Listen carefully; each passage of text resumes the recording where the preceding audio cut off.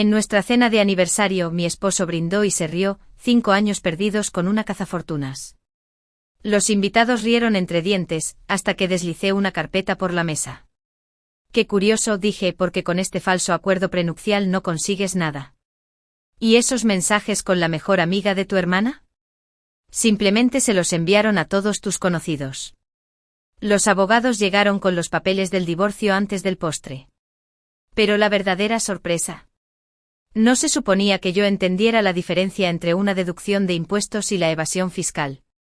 Al menos eso creía Brian cuando, sentados en la mesa de la cocina, hablaba con naturalidad sobre falsificar gastos de empresa mientras yo le preparaba el café. De espaldas no se fijó en cómo colocaba el teléfono, grabando cada palabra mientras asentía con comprensión. No lo entenderías, Marisa, decía, con un tono de condescendencia cada vez más pronunciado con cada año que pasaba. Tu título en literatura es genial para leer cuentos antes de dormir, pero esto es un negocio serio. Y yo sonreiría, interpretando mi papel a la perfección. Durante 5 años mantuve una personalidad meticulosamente elaborada, la esposa comprensiva y sencilla que cambió sus ambiciones académicas por la felicidad doméstica. Mis estanterías de literatura clásica sirvieron de soporte perfecto para su narrativa sobre mí, una mujer que vivía en mundos ficticios y era incapaz de comprender las complejidades de su imperio financiero. Lo que Brian no reconoció fue que mi amor por la literatura me había enseñado a observar, a analizar patrones de comportamiento y a reconocer los sutiles indicios del verdadero carácter de un hombre. Si te atraen las historias de mujeres subestimadas que cambian la situación con quienes las ignoran, considera suscribirte. Es gratis y admite contenido más empoderador. Ahora, veamos cómo los 5 años de paciencia de Marisa finalmente dan frutos. Al principio de nuestro matrimonio, el desdén era sutil. Una sonrisa condescendiente cuando le preguntaba por su trabajo, la forma en que simplificaba las explicaciones como si le hablara a un niño. Lo noté, pero también noté algo más valioso. Cuando pensó que no estaba intelectualmente capacitado para entender, dejó de ocultarme cosas. Para nuestro segundo aniversario, empezó a dejar documentos financieros a la vista. Para el tercero atendía llamadas de negocios delante de mí, hablando de prácticas cuestionables con sus socios mientras yo doblaba la ropa tranquilamente cerca. No te preocupes por ella, me decía. Marisa está demasiado ocupada pensando en su club de lectura como para entender lo que hacemos. Lo que empezó como orgullo herido se transformó poco a poco en una observación calculada. Creé un sistema sencillo, una cuenta de correo electrónico aparte donde le enviaba fotos de documentos, transcripciones de conversaciones y notas sobre patrones que observaba en sus negocios. Al principio era solo una forma de demostrarme a mí mismo que no era tan simple como él creía. No tenía ningún plan para la información. Simplemente no soportaba la idea de ser tan ignorante como él suponía. El punto de inflexión llegó un martes lluvioso hace 14 meses. Brian había dejado su portátil abierto mientras se duchaba, y apareció una notificación de alguien llamada Vanessa. La vista previa mostró lo justo. Anoche fue increíble. Qué ganas de verte de nuevo cuando visite a sus padres. Me temblaban las manos al hacer clic en el mensaje. Allí estaba, Vanessa Miller, la mejor amiga de su hermana desde la universidad. La mujer que me abrazaba en cada reunión familiar mientras, aparentemente, dormía con mi marido. Revisé meses de mensajes, cada uno más íntimo e irrespetuoso que el anterior. No sospecha nada, había escrito Brian.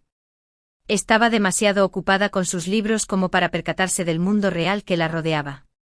Tomé capturas de pantalla de todo, las añadí a mi creciente colección de pruebas y devolví la computadora tal como la encontré. Cuando Brian salió de la ducha, lo recibí con la misma sonrisa cálida que había perfeccionado durante años. Pero algo fundamental había cambiado. Mi documentación ya no se trataba solo de orgullo herido. Se había convertido en munición. 2 días después me reencontré con Andrea Blackwell, una conocida de la universidad que se había convertido en abogada especializada en divorcios y delitos financieros. Nuestra reunión para tomar un café parecía informal para cualquiera que estuviera viendo, 2 viejas amigas poniéndose al día. Pero en el fondo estaba tanteando el terreno con cuidado, haciendo preguntas hipotéticas sobre matrimonios, acuerdos prenupciales y leyes de divulgación financiera. Es para un personaje de una novela que estoy esbozando, expliqué cuando Andrea arqueó una ceja ante mis preguntas específicas sobre la grabación de conversaciones y la recopilación de pruebas financieras. No me creyó, me di cuenta. Pero ella respondió a cada pregunta con precisión profesional. Nuestras ocasionales citas para tomar café se convirtieron en sesiones de planificación estratégica disfrazadas de reuniones amistosas.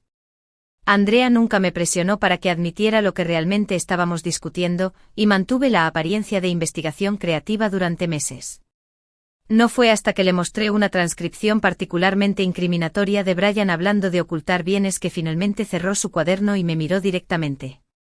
Marisa, si tu personaje tiene este tipo de pruebas, debe tener mucho cuidado con cómo y cuándo las usa, dijo en voz baja y seria. Algunas de las cosas que has descrito van más allá de las causales de divorcio. Hablamos de posibles cargos criminales. Esa conversación lo cambió todo. Andrea me ayudó a organizar mis pruebas, explicándome que sería importante en un proceso de divorcio y que podría interesar a las autoridades federales. Me puso en contacto con un contador forense que, con el pretexto de ayudarme con la investigación para mi libro, analizó los patrones en los documentos financieros de Brian. El descubrimiento más impactante se produjo cuando el contador encontró discrepancias en nuestro acuerdo prenupcial. El documento que había firmado había sido sutilmente alterado después de añadir mi firma, con cláusulas insertadas que en la práctica me dejaban sin nada en caso de divorcio. La manipulación fue astuta, no tan obvia como para ser detectada de inmediato, pero evidente una vez que alguien supiera buscarla. Esto no solo es poco ético, explicó Andrea, sino que es ilegal e invalida todo el acuerdo. Durante los meses siguientes, perfeccioné mi papel de esposa despistada mientras me preparaba en secreto para el momento en que destrozaría la ilusión por completo. Compré pequeños dispositivos de grabación indetectables. Hice copias de seguridad de cada prueba en varios lugares. Aprendí los términos legales específicos de cada una de las transgresiones financieras de Brian. Y esperé el momento perfecto, nuestra cena de 5º aniversario, la elaborada celebración que Brian había insistido en organizar en Arlaus, un restaurante de lujo en el centro.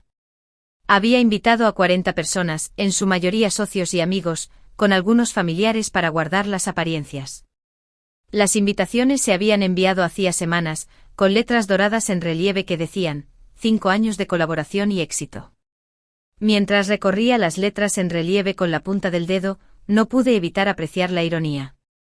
5 años de colaboración y éxito sin duda, pero no del tipo que Brian celebraba. Anoche preparé mi atuendo para la cena, un sofisticado vestido azul marino que Brian una vez había calificado como apropiado para la esposa de un profesor. Guardé la tarjeta de presentación de Andrea en mi bolso, junto con una pequeña memoria USB con 5 años de evidencia. Por la mañana, contactaría a la oficina de denuncia de irregularidades del IRS con un informe cuidadosamente preparado. El reloj en la pared de nuestro dormitorio marcaba las horas hasta nuestra cena de aniversario. Mañana Brian estaría ante nuestros amigos y familiares, brindando por nuestro matrimonio. Y yo por fin dejaría de ser la esposa sencilla y tolerante en la que él me había obligado a convertirme. La mañana de nuestro aniversario amaneció con una serenidad inusual. Mis manos deberían haber temblado al maquillarme, pero permanecieron firmes. 5 años de práctica habían perfeccionado mi compostura. Brian ya se había ido a la oficina, prometiendo verme directamente en Arlaus. Lo he arreglado todo, dijo besándome la frente como si le diera una palmadita a un niño. Solo ven, guapa. Arlaus brillaba bajo una suave luz cuando llegué justo 30 minutos antes. El maitre me reconoció al instante. Señora Coleman, su esposo ha organizado una velada maravillosa. El salón Magnolia está listo. Lo seguí por el comedor principal hasta el salón privado que Brian había reservado. Lámparas de araña de cristal proyectaban una cálida luz sobre una mesa en forma de herradura adornada con rosas blancas y detalles plateados. Tarjetas de lugar con nombres caligráficos marcaban cada mesa, con Brian y yo sentados en la curva central. Recorrí lentamente la mesa, memorizando la disposición de los asientos. Sus socios se agrupaban a su derecha, mi familia relegada a los extremos. Mi carpeta manila encajaba perfectamente en el cajón de la mesita auxiliar, cerca de mi asiento. Revisé mi teléfono una última vez, confirmando que Andrea llegaría en punto a las 9 de la noche. Los mensajes de texto estaban en cola, listos para enviarse con una sola orden. 5 años de tolerancia calculada terminarían esa noche. Los invitados empezaron a llegar a las 7. Los padres de Brian entraron primero. Su madre me abrazó con el cariño ejercitado de quien siempre me había considerado una opción sensata, aunque poco acertada, para su hijo. «Estás guapísimo, cariño», dijo mientras sus ojos ya escudriñaban la sala en busca de personas más importantes. El padre de Brian simplemente asintió con la atención fija en el bar. Mi hermana Claire llegó con su esposo, percibiendo al instante mi tensión. «¿Estás bien?», susurró mientras me abrazaba. Le apreté la mano para tranquilizarla, la única persona en la habitación que podría haber percibido la dureza bajo mi sonrisa. Brian entró a las 7:30, rodeado de sus 3 socios más cercanos, todos riendo de algún chiste. Estaba guapo con su traje a medida, irradiando la confianza de quien se creía intocable. Sus ojos se encontraron con los míos y me ofreció la misma sonrisa indulgente que me había dedicado durante años, cariñosa pero desdeñosa. «Ahí está mi hermosa esposa», anunció cruzando la habitación para besarme la mejilla. «Siempre puntual, siempre perfecta». Su mano se posó posesivamente en mi cintura mientras susurraba: «He arreglado que la cuenta de Thompson se cierre esta noche. Jeffrey está aquí y firmará después de cenar». Asentí con aprecio, sabiendo que la cuenta de Thompson era uno de sus métodos más ingeniosos para evadir impuestos. Otra prueba ya documentada y reportada. La cena transcurrió con una elegancia exquisita. Las conversaciones fluían a mi alrededor mientras yo mantenía mi papel, sonriendo en los momentos oportunos y haciendo las preguntas adecuadas sobre niños y vacaciones. Brian se animaba cada vez más con cada copa de vino, acariciándome el muslo de vez en cuando por debajo de la mesa, mientras que por encima me ignoraba casi por completo. Entre el plato principal y el postre, Daniel, el socio de Brian, brindó. «Creo que es hora de brindar por la feliz pareja». Brian se quedó de pie con la copa de champán en la mano, y la sala quedó en silencio mientras todos se giraban hacia él. Su sonrisa tenía ese tono familiar, el que aparecía cuando se sentía particularmente inteligente. «Hace 5 años, hice lo que mis amigos llamaban la cama más segura de mi carrera». Empezó a generar risas apreciativas, al casarse con la callada profesora de literatura que estaba más interesada en los mundos ficticios que en el real que la rodeaba. Mantuve la sonrisa mientras algunos invitados murmuraban incomodidad. Mis colegas me advirtieron que casarme con alguien tan centrado en lo académico podría ser un reto para un hombre en mi posición. Hizo un gesto expansivo. Pero vi lo que ellos no vieron: una mujer que jamás cuestionaría mis decisiones comerciales, que se contentaría con el estilo de vida que le ofrecía, manteniéndose segura en su carril. La sala se sumió en un silencio incómodo. Incluso sus amigos más cercanos parecían incómodos. «Así que brindo por 5 años perdidos con una don nadie cazafortunas», concluyó con una risa que no disimuló la crueldad que se escondía tras sus palabras. ¿Quién iba a decir que mi sencilla esposa sería mi mayor tesoro? Las risas educadas que siguieron reflejaban más incomodidad que humor. Mi hermana se había sonrojado de ira, e incluso la madre de Brian parecía avergonzada por su gesto. Mientras se sentaba con aire complacido, abrí silenciosamente el cajón de la mesita de noche y saqué mi carpeta. Había llegado el momento. Quisiera responder a ese encantador brindis, dije, y mi voz se oyó con claridad en el silencio atónito. La sonrisa de Brian permaneció fija mientras yo permanecía de pie con la carpeta en la mano. «Es cierto que he estado callado estos 5 años», continué, deslizando la carpeta por la mesa hacia él. «Pero no por las razones que crees». La expresión de Brian cambió ligeramente al mirar la carpeta sin abrirla. «¿Qué es esto, cariño? ¿Un regalo de aniversario? Quizás lo guardes para más tarde». «Ah, pero no puede esperar», respondí. «Es curioso que menciones bienes, porque con este acuerdo prenupcial falso, el que modificaste después de que lo firmara, no recibirás nada». Su rostro palideció al abrir la carpeta, revelando comparaciones entre el acuerdo prenupcial original y su versión fraudulenta, con documentación forense de las modificaciones. «Y hablando de bienes», continué sacando el teléfono del bolso. «¿Esos mensajes con Vanessa, la mejor amiga de tu hermana?» Simplemente llegaron a todos los presentes. Como si estuvieran coreografiados, los teléfonos empezaron a sonar por toda la sala. Los invitados los agarraron por reflejo, y la confusión se convirtió en asombro al ver los mensajes y fotos explícitas que había descubierto. «¿Qué has hecho?» siseó Brian, levantándose a medias. «Justo lo que nunca esperabas que hiciera», respondí con calma. Presté atención. El ambiente en la habitación se transformó al instante. La madre de Brian miraba su teléfono con horror, mientras que su padre apartaba la mirada con disgusto. Mi hermana se había movido para ponerse detrás de mí, apoyando su mano en mi hombro. «Me has malinterpretado», empezó Brian a mirar desesperadamente alrededor de la mesa. «Estos mensajes están fechados y con fecha», interrumpí. «Con tus datos de ubicación adjuntos. Es curioso la frecuencia con la que trabajabas hasta tarde en el apartamento de Vanessa». Su socio, Daniel, ya se había alejado varias sillas, estudiando el acuerdo prenupcial con creciente preocupación. «Brian, ¿es cierto? ¿Falsificaste documentos legales?» Antes de que Brian pudiera responder, se abrió la puerta del restaurante y Andrea apareció en la entrada de nuestro salón privado, con un maletín en la mano y dos colegas pisándola los talones. «Ah, qué momento tan oportuno», dije. «Los abogados ya están aquí con los papeles del divorcio. Creo que llegamos justo a tiempo para el postre».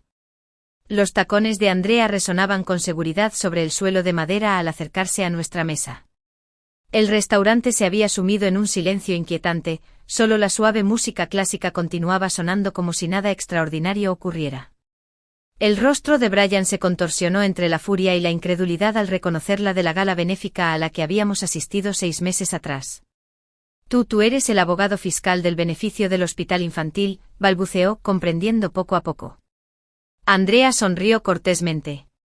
«Entre otras especialidades, sí». Mientras colocaba sobre la mesa el portafolios de cuero con los papeles del divorcio, recordé una fresca tarde de otoño de hacía 3 años.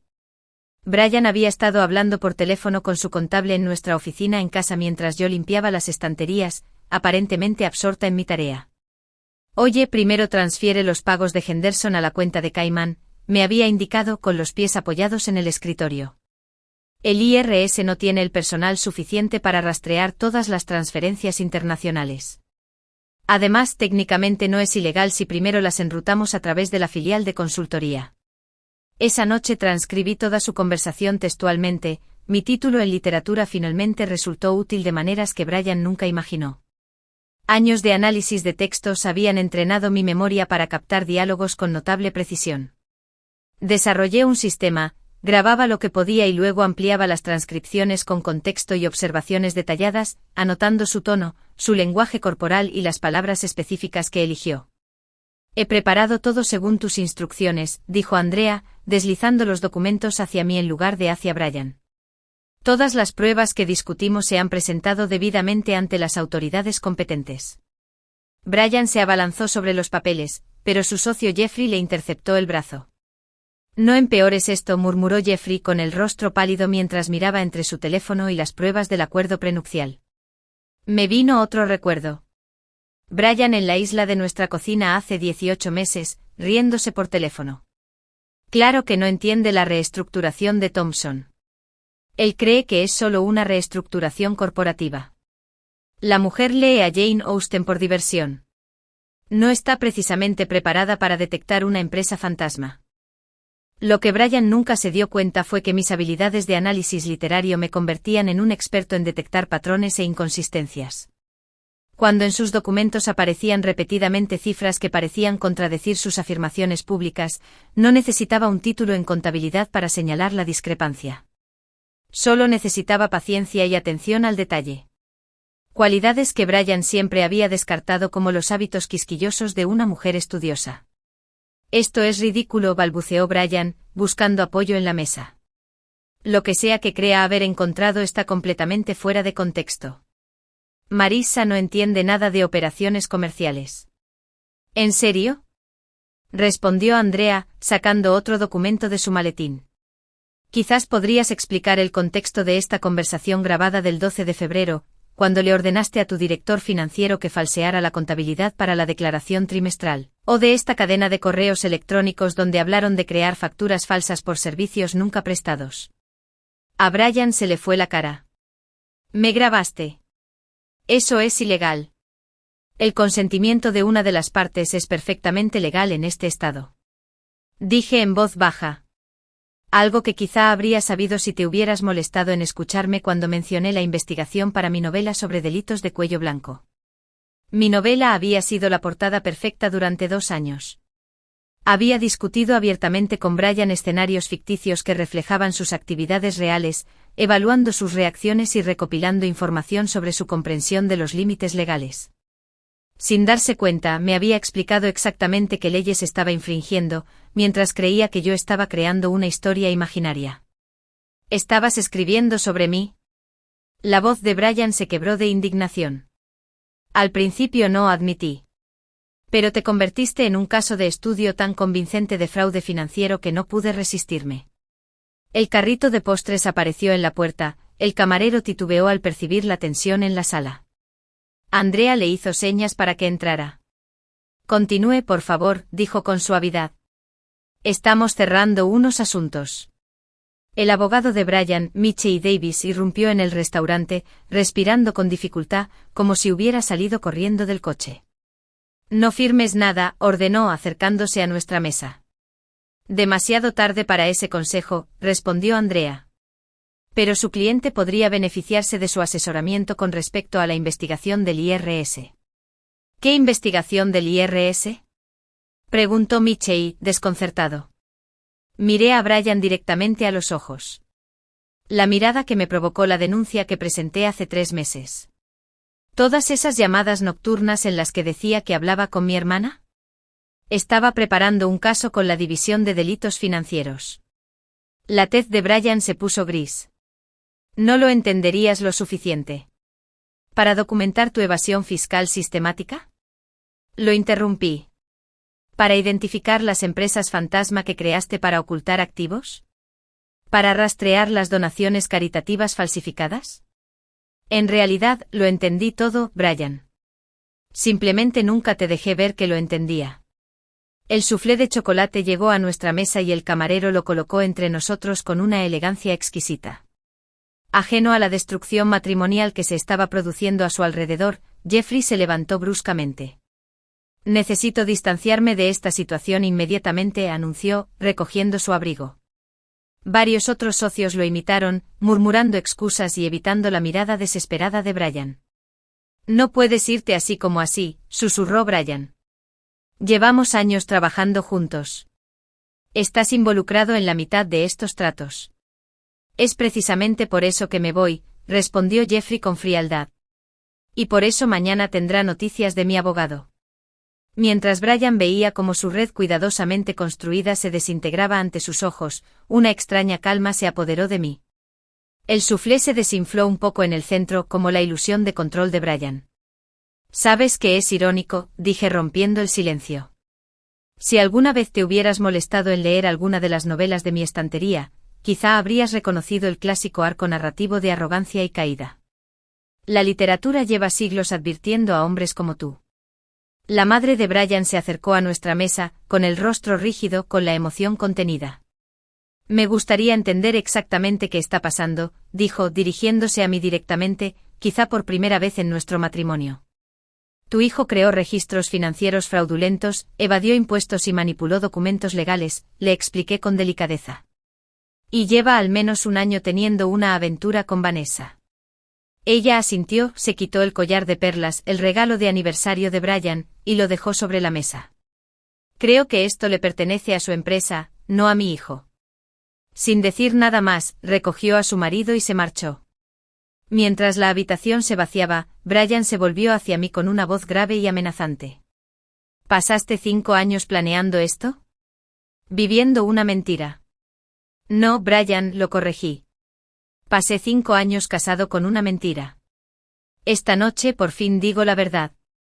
Michie llevó a Brian aparte, sus susurros urgentes me llegaban justo lo suficiente como para captar fragmentos sobre control de daños y orden judicial preliminar.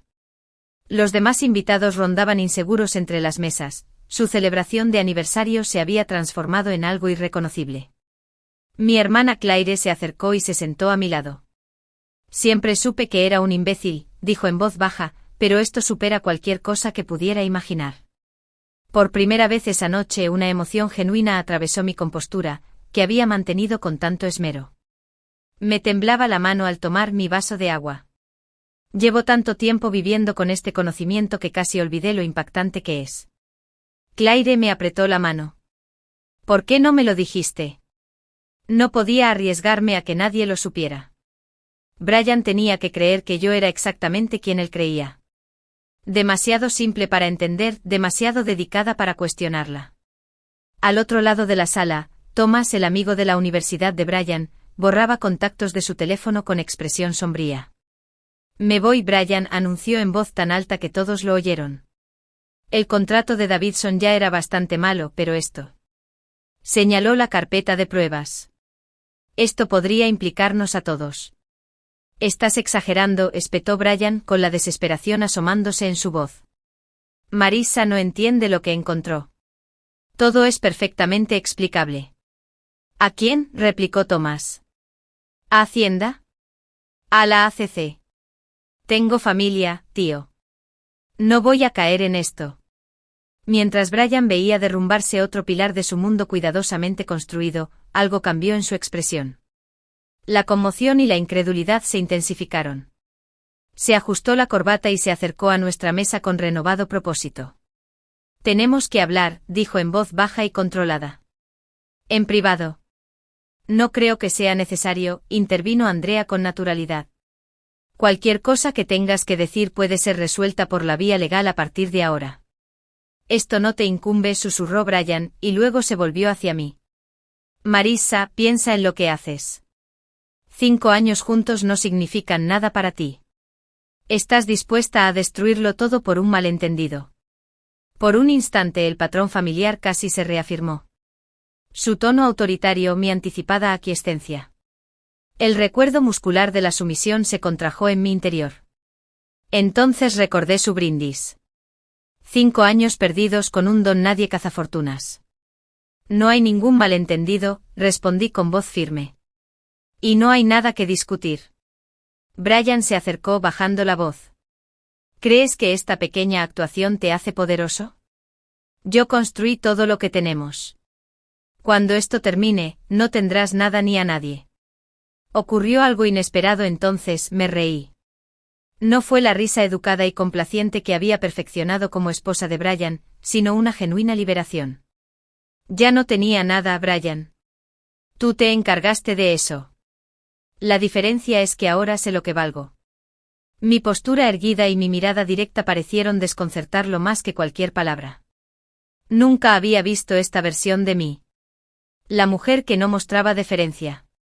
Te arrepentirás de esto, amenazó, pero el temblor de su voz atenuó el efecto. Solo lamento no haberlo hecho antes.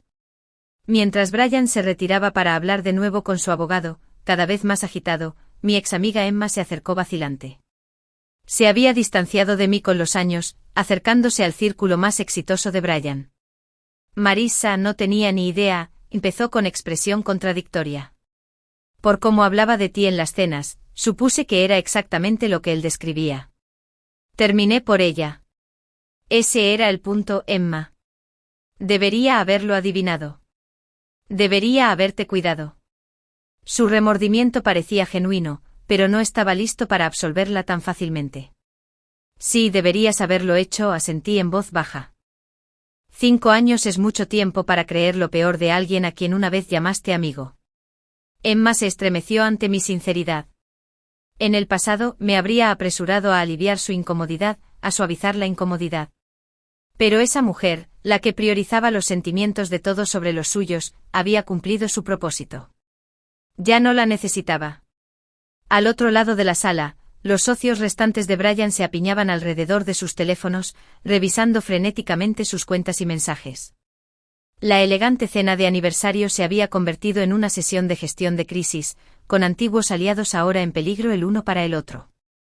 Mi cuñado Mark, que siempre había sido discreto con Brian, me sorprendió trayendo una copa de vino fresco a la mesa. Pensé que podrías necesitar esto, dijo poniéndomela delante. Por si sirve de algo, siempre supe que eras la persona más inteligente en cualquier sala donde Brian entraba. Sin embargo, nunca dijiste nada, observé sin rencor. Mark asintió, aceptando la suave reprimenda. Me convencí de que no me correspondía. Estaba equivocado. Mientras las conversaciones continuaban a nuestro alrededor en voz baja y urgente, sonó el teléfono de Brian. El tono de llamada, un timbre específico que usaba solo para su asistente ejecutiva, atravesó los murmullos. Revisó la pantalla, palideciendo al responder. ¿Cómo que ya están ahí? Su voz había perdido su tono autoritario, reemplazado por un pánico apenas controlado. No les dejes acceder a nada. A nada. Voy en camino. Terminó la llamada mirando a su alrededor con renovada desesperación. Necesito ir a la oficina. Hay una emergencia. ¿Qué tipo de emergencia?, preguntó su abogado con aspereza. Hay agentes federales en el edificio con una orden judicial, admitió Brian, con voz apenas audible. La revelación conmovió a los demás invitados. 2 socios más se dirigieron de inmediato a la salida, evitando el contacto visual con Brian mientras huían de lo que se estaba hundiendo rápidamente. Por primera vez desde que lo conocía, Brian parecía realmente perdido. Su imagen cuidadosamente cuidada, empresario exitoso, líder comunitario, esposo devoto, se desvanecía en tiempo real, revelando el vacío que había debajo. ¿Tú hiciste esto?, preguntó volviéndose hacia mí con furia. ¿Los llamaste? Andrea se movió ligeramente colocándose entre nosotros. Creo que mencioné el informe del denunciante antes. Las investigaciones federales no se hacen de la noche a la mañana, Brian. Esto lleva tiempo en marcha. Al comprender las implicaciones, Brian agarró su abrigo y corrió hacia la salida, casi chocando con el gerente del restaurante, que había aparecido para controlar el alboroto. Señor, hay unos hombres afuera preguntando por usted, anunció el gerente con nerviosismo. Dijeron que es urgente. Brian se quedó paralizado, atrapado entre las ruinas de su vida personal y lo que le aguardaba tras las puertas del restaurante. Por un fugaz instante nuestras miradas se cruzaron al otro lado de la sala, y vi algo que nunca antes había visto en él: miedo. 3 hombres con trajes oscuros entraron al comedor privado con expresiones profesionalmente neutrales mientras observaban la escena. El agente principal, un hombre de cabello canoso y mirada penetrante, levantó sus credenciales. «¿Brian Coleman?», preguntó, aunque su mirada ya se había fijado en la figura congelada de Brian junto a la salida. «Es él». Alguien se ofreció innecesariamente. El abogado de Brian se presentó. «Represento al señor Coleman. Sea lo que sea que esto signifique». «Brian Coleman», continuó el agente sin interrupciones, «tenemos una orden de arresto contra usted por evasión fiscal, fraude electrónico y falsificación de documentos federales». Sacó un documento oficial de su chaqueta. «Tiene derecho a guardar silencio. Todo lo que digas puede y será usado en tu contra en un tribunal». La familiar advertencia de Miranda resonó en la sala repentinamente silenciosa. El rostro de Brian se contorsionó con una serie de emociones. Incredulidad, rabia y finalmente un horror incipiente al mirarme. «Tú», susurró. «¿Qué les dijiste exactamente?» Permanecí sentado, la calma en el centro de la tormenta. «Todo lo que me contaste, Brian. Cada conversación que tuviste delante de tu ingenua esposa. Cada documento que dejaste donde pudiera encontrarlo. Cada reunión que tuviste en nuestra casa». El segundo agente se acercó con esposas. Brian retrocedió instintivamente. «Esto es un error», insistió, alzando la voz. «Son asuntos de negocios complejos. Mi esposa no podría entender lo suficiente». En realidad, interrumpió el agente principal. La evidencia que proporcionó la señora Coleman fue notablemente detallada y precisa. En 20 años en la división de delitos financieros, rara vez he visto documentación tan exhaustiva por parte de profesionales experimentados, y mucho menos de un civil. Apareció un tercer agente con una laptop. «Señora Coleman, si pudiéramos verificar algunos detalles finales antes de continuar, hay algunas transacciones que nos gustaría confirmar con usted». Brian observaba en silencio atónito mientras yo discutía complejas maniobras financieras con el agente, usando terminología y haciendo referencia a transacciones que Brian siempre había asumido que escapaban a mi comprensión. «La compañía Davidson Sell se fundó en marzo», le expliqué, «pero las facturas fraudulentas no empezaron hasta después de la reestructuración de Thompson en junio». Brian guardaba la documentación original en la caja fuerte de su oficina. Combinación 27-14-36, detrás de la reproducción de Monet. El abogado de Brian palideció. Cállate, Brian. Ni una palabra más. Pero Brian no me escuchaba. Sus ojos permanecieron fijos en mí mientras caía en la cuenta. Todo este tiempo, dijo con voz ronca. Todas esas tardes leyendo en un rincón. Todas esas cenas en las que solo sonreías y asentías. Estaba prestando atención, dije simplemente. Algo que nunca te molestaste en hacer conmigo. Los agentes procedieron al arresto conduciendo a un Brian conmocionado hacia la puerta. Al pasar junto a nuestra mesa, se detuvo con las muñecas esposadas torpemente colocadas frente a él. ¿Por qué?, preguntó con genuina confusión en la voz. ¿Por qué celebrar la cena de aniversario? ¿Por qué la humillación pública? Podrías haber hecho que me arrestaran en la oficina. Consideré su pregunta con atención. Porque necesitabas entender lo que hiciste. No solo los delitos financieros, sino cómo me menospreciaste durante años. Esta noche no se trataba solo de justicia legal, Brian. Se trataba de que por fin me vieran. Algo brilló en sus ojos. Quizás el primer atisbo de genuina comprensión que había tenido sobre mí. Luego los agentes continuaron guiándolo hacia la salida. Mientras Brian desaparecía por las puertas del restaurante, los demás comensales comenzaron a dispersarse, murmurando conmocionados sobre lo que habían presenciado. Andrea recogió sus documentos y se acercó a mi mesa. ¿Estás bien?, preguntó con dulzura. Respiré hondo evaluando el vacío donde el miedo y la ira habían habitado durante tanto tiempo. Creo que sí, respondí sorprendiéndome con la verdad. Claire me rodeó los hombros con un brazo. ¿Y ahora qué? ¿Necesitas un lugar donde pasar la noche? Negué con la cabeza. La casa está a mi nombre desde esta tarde. Otro detalle que Brian nunca se molestó en leer en los documentos que ocasionalmente le pedía que firmara. Andrea sonrió con aprecio ante esta última jugada estratégica. El caso federal tardará meses, posiblemente años. ¿Estás preparada para eso? Llevo 5 años preparándome, le recordé. Puedo aguantar unos meses más. Mientras recogíamos nuestras cosas para irnos, me detuve en la mesa donde Brian y yo nos habíamos sentado juntos por última vez. El pastel de aniversario seguía sin cortar, y los 5 adornos decorativos parecían ahora una cuenta regresiva diferente, una que había llegado a su fin. El aula bullía de energía mientras mis alumnos debatían el significado simbólico de la riqueza en el Gran Gatsby. Los observaba desde detrás de mi escritorio, apreciando su entusiasmo por la literatura como Brian jamás podría. El Dr. Wilson llamó a Amber desde la última fila, usando mi apellido de soltera, que había recuperado. ¿Crees que Daisy realmente amaba a Gatsby o solo lo que él representaba? ¡Qué excelente pregunta!, respondí. ¿Qué nos dice el texto sobre la diferencia entre una conexión genuina y la manifestación del amor? La conversación floreció, los estudiantes citaban pasajes específicos mientras yo los guiaba hacia un análisis más profundo. Las habilidades que una vez usé para desmantelar la organización criminal de mi esposo ahora se canalizaban para nutrir las mentes jóvenes en Riverside Community College. Después de clase recogí mis materiales y me dirigí a la cafetería del campus, donde había organizado una reunión informal semanal para estudiantes interesadas en educación financiera. Lo que empezó como conversaciones informales se convirtió en sesiones estructuradas que abarcaban desde el interés compuesto hasta el reconocimiento de señales de alerta financieras en las relaciones.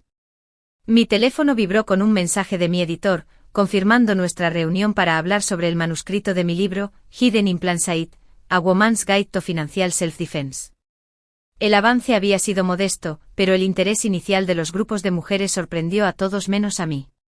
Afuera de la cafetería, vi un rostro familiar, Vanessa, la antigua amante de Brian, rondando insegura cerca de la entrada.